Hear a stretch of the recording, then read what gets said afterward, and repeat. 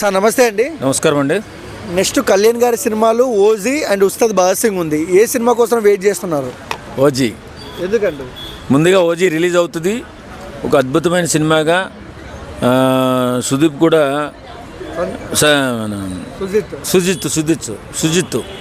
సుజిత్ చాలా కాన్ఫిడెన్స్గా ఉన్నాడండి. ఆయన లైఫ్ అంతా ఆ సినిమా మీద పెట్టాడు. ఒక అద్భుతమైన సినిమాగా మలిచాడని చెప్పి బ్లాబ్ రిపోర్ట్ ఉంది. ఖచ్చితంగా ఆ సినిమా పాన్ ఇండియా రేంజ్లో రిలీజ్ అయ్యి ఒక అద్భుత విజయాన్ని సాధించబోతుంది. పవన్ కళ్యాణ్ గారి సినీ జీవితంలో చరిత్ర సృష్టించబోయే సినిమా ఓజీ. సో అంటే చాలా వరకు కళ్యాణ్ గారు 2 సినిమాలే ఉన్నాయి, ఒకటి ఓజీ, ఒకటి ఉస్తాద్ భగత్ సింగ్. తర్వాత సినిమాలు మీరు ఒక అభిమానికి చెప్పండి, చేయాలనుకుంటున్నారా వద్దనుకుంటున్నారా? ఆయన 100% చేయాలండి.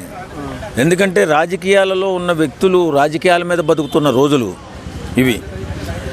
అతను ప్రజాసొమ్ముతో తిని బ్రతకాలనే ఆలోచన లేనటువంటి వ్యక్తి, గొప్ప మనస్తత్వం ఉన్న వ్యక్తి, ఒక మామూలు జీవితాన్ని కోరుకునే వ్యక్తి. అతను ఎంత పెద్ద స్టార్ హీరో అయినా, ఎన్ని కోట్లు సంపాదించినా పేదవాడికి సాయం చేయాలనే ఆలోచనే తప్ప ఆయనకి ఎప్పుడూ సుఖాలు భోగాలు అనుభవించాలనే ఆలోచన లేనటువంటి ఒక భగవత్ స్వరూపమైనటువంటి వ్యక్తిలా కనిపిస్తాడు ఒక్కొక్క సందర్భంలో. ఎందుకంటే ఎవరో కూడా సంపాదించిన దాంట్లో 5% 2% ఒక పేద ప్రజలకి ఖర్చు పెడతారు తప్ప, ఇంత సంపాదించిన దాంట్లో ఇంతలా ఖర్చు పెట్టేసి 50%కి అబవ్ ఖర్చు పెట్టినటువంటి వ్యక్తి ఇండియాలో ఇప్పుడు లేడు.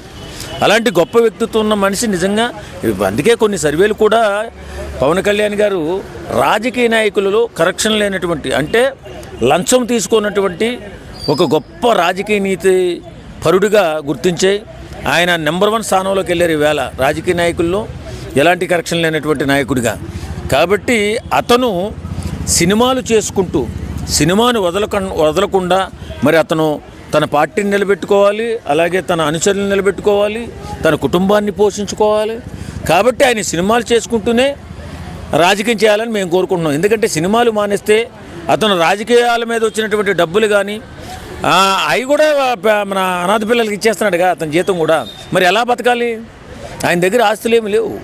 ఉన్నకాడికి ఏవో ల్యాండ్స్ రూపంలో లేకపోతే ఇళ్ల రూపంలో ఉన్నాయేమో నాకు తెలిసి. నిజంగా వచ్చిన అమౌంట్ వచ్చినట్టుగా పార్టీకి ఖర్చు పెట్టేసేటటువంటి ఒక నీతి గల రాజకీయ నాయకుడు పవన్ కళ్యాణ్ గారు. మరి అలాంటి వ్యక్తి రాజకీయాల్లో ఒకటే చేస్తే ఆయన రాజకీయ రక్తపు కూడు తినే మనిషి కాదు. ఈ రక్తం కూడు తినేవాళ్ళు చాలామంది ఉన్నారు, రక్తాన్ని తాగేవాళ్ళు కూడా ఉన్నారు. కానీ ప్రజాక్షేమాన్ని కాంక్షించే రాజకీయ నాయకుడు ఇండియాలో నెంబర్ 1 రాజకీయ నాయకుడు ఎవరన్నా ఉన్నారంటే పవన్ కళ్యాణ్ ఒకరే.